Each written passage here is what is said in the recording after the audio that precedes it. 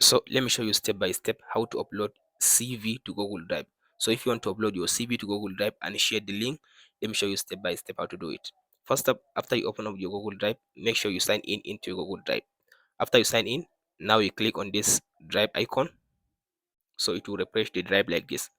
So then you click on this new. So after you click on the new, you go to upload file. So now here is your PC. So now you go and locate the folder. I will click on my desktop. So I'll just scroll to down and select. Now here is my CV. So here is the PDF and here is the document. So now I'll select the PDF or the document. You can select any one of them and then you click on this open.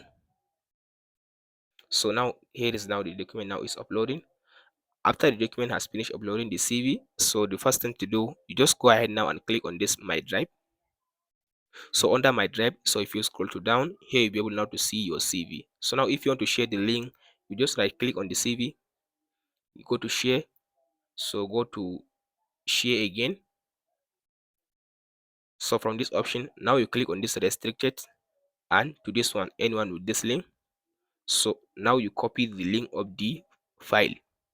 After you copy the link of the CV, then you tap on this done button. So now you can go ahead now and share this link with anyone that wants you want him to just view your CV.